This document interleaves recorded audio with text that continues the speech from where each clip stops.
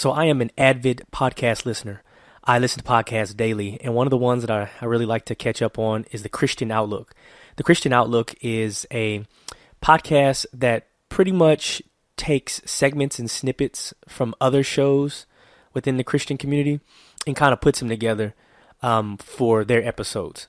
And one that's always highlighted on there is the Eric Metaxas radio show. And Eric Metaxas speaks on various topics, but in this one he interviewed Cal Thomas. So before this, I've never heard of Cal Thomas. I think I've seen him before. I don't watch too much news lately, but he's a Christian conservative political pundit. And the beauty of it is that he is more Christian than politician.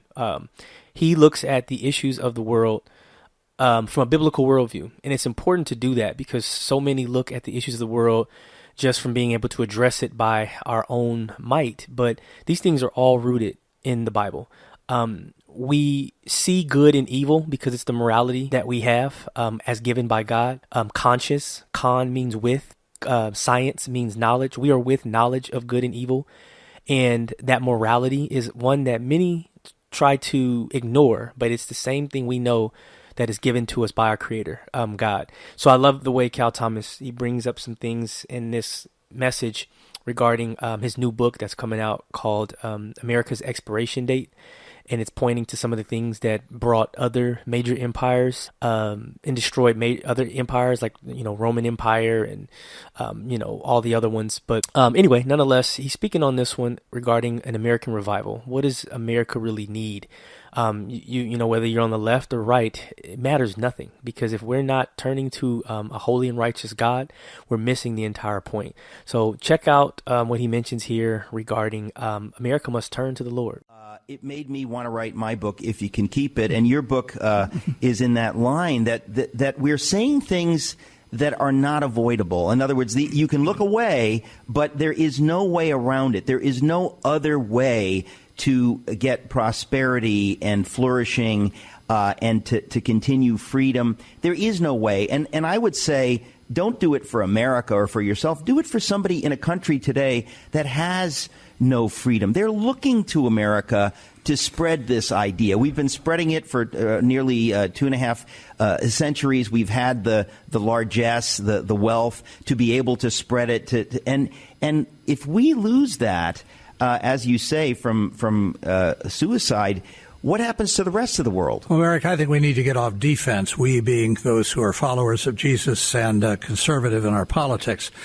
We've been too busy trying to defend ourselves against the accusations of the left, that we're racist, that we don't care about the poor, that we're intolerant, and all these other things. I think we need to turn this around and say, okay, when you've been in charge of government, you've spent this, you've done this, you've affirmed that. How come things aren't better? We spend a record amount per capita, for example, on public education in this country. I think Betsy DeVos, the Secretary of Education, told me the other day in an interview, over $1 trillion. And yet the achievement gap in math and science, especially in the United States when compared to many other countries, China especially, is still very wide. Well, how much more are we going to spend? We should ask them before we can close the gap. If money and achievement were related, we've had national merit scholars coming out of our ears. So you have always spoken, you tell the truth, but there's hope because you believe in Jesus as I do. So what is your sense about the possibility of revival in America? Well, it's always a possibility, Eric. We've had 3 of them in this country. I mentioned earlier the 1857 one. That was the biggest of all. But the key to it is to ask God to revive us, not for the purpose of a better stock market or a promotion or whatever, but to glorify God. This is how all of the other revivals have taken place. When God is glorified, when he is put first, when his glory and power and wisdom and authority are put ahead of all earthly kingdoms, then he often responds. Now, I don't know it's not a formula. It's not something that you do this, this, and this, and revival will come. But we have to seek his face as individuals and as a nation. But it starts with the individual. You look at Scripture and you look at how the power of God is revealed. Widow's mite, mustard seed, last place at the table, washing of feet. Those who would be a leader among you must first be your servant. When I'm weak, then I'm strong. Humble yourself under the mighty hand of God, and he will exalt you in due time if you faint not. Those who wait upon the Lord shall renew their strength, mount up with wings as eagles, run and not be weary, walk and not faint. Over and over and over, because we're stupid and we don't listen, God repeats, you want my power? This is how you get it.